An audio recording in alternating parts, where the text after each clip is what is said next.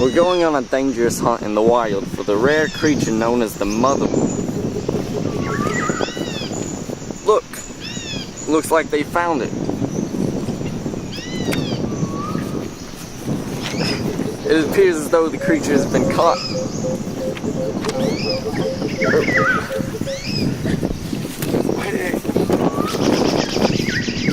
It appears as the creature is putting up a great fight.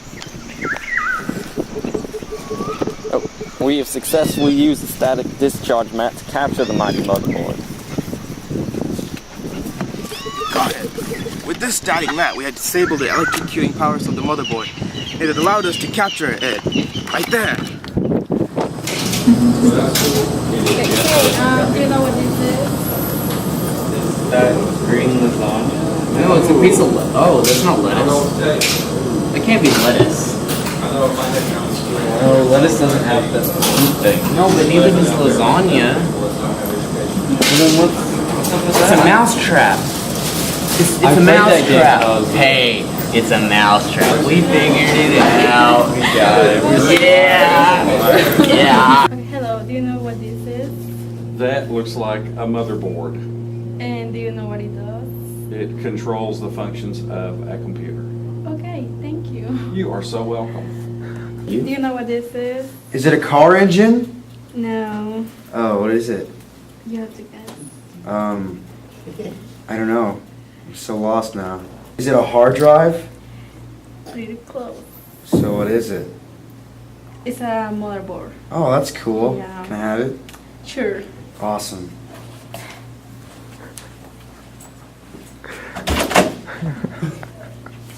Hey, do you know what this is? Yes, this is a computer chip that goes inside of the computer. Oh, okay. Thank you. Do you know what that is? Do you know what this is? Yeah. Looks like a giant chip. That's close. Close. There's a lot of stuff that you can put stuff into. Yeah. What do you think it does? I know it's a part of a computer. Okay. My dad would probably know what it is because he works at Siemens. Oh, okay. So this is a motherboard. Do you know what is that? Where that is?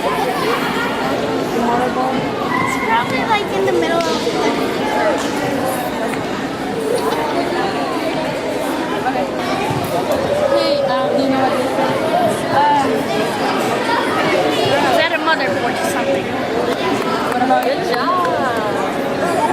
Do you know this? Oh, it's a hard. Huh? Okay, what? Close. Inside your computer. It's the thing inside your computer. Board. That circuit board. Circuit boards. So you want to write number? Yeah. What about you? That was right. I got it. Motherboard. Circuit. Whoa. What? At the bottom of a computer. Let's go live for it's called your motherboard. That thing. Let's go to your yeah, no one's going on this battery. The whole thing is called a motherboard. It looks like a tail to me. Oh, it looks like tail. Yeah, close. Hi, do you know what this is? I think it's like a computer chip. Yeah, close. I think it's a chip for something. What about you? Something for a telephone. Okay. Something in general. Oh, like what? Like, Yeah, for a computer. yeah. Okay, thank you. Okay, this is a motherboard. It's like the main part of the computer. Oh, I was close. Okay, thank you guys. Hey, do you know what this is? Oh, I don't know what it is. Do you have any idea? Looks like a computer. Close. Desktop? Close. Okay, this is a motherboard. It's like the main part of the computer.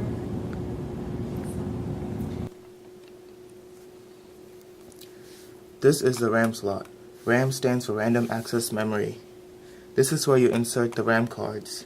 You can insert memory in single channel, dual channel, and triple channel. You need to check the motherboard documentation to see which channel works best and what is the maximum amount of RAM supported by your motherboard.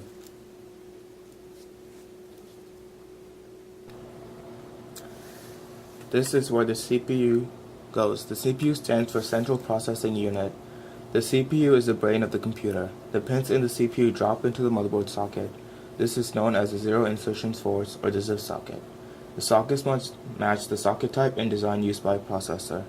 Some motherboards will support multiple processors and have a socket for each type of processor. To insert a processor into the processor slot, you push this pin down, pull it to the side, and you open this slot. You simply drop the processor, close it, close the pin, and that's it. These are capacitors. The capacitors allow certain components on the motherboard to receive a constant supply of power, so they can keep some settings intact once the computer is shut off. Capacitors also keep the components on the motherboard from getting damaged and failing in case of a power spike. The extra power gets diverted to the capacitors. This is the fan and heatsink. They work together to keep the CPU from overheating. Compatibility is important when choosing a fan and a heatsink. You can check your motherboard documentation to see if a certain heatsink works with the motherboard.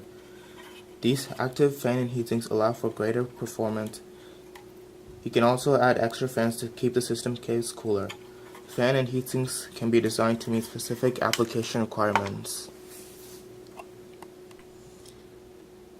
Este es el disco duro. Sin el disco duro, los archivos no podrían guardarse en la computadora y la computadora no podría usar el internet o correr ningún programa. Y esto es como se conecta.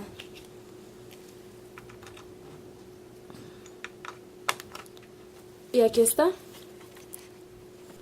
This is a USB port. Here you can plug in devices such as cell phone, keyboard, and mouse. This is the display port. Here you can plug in external monitors and projectors. Alright mates, now we're going to release the motherboard back into its wild habitat.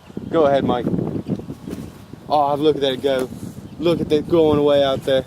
Good job mate.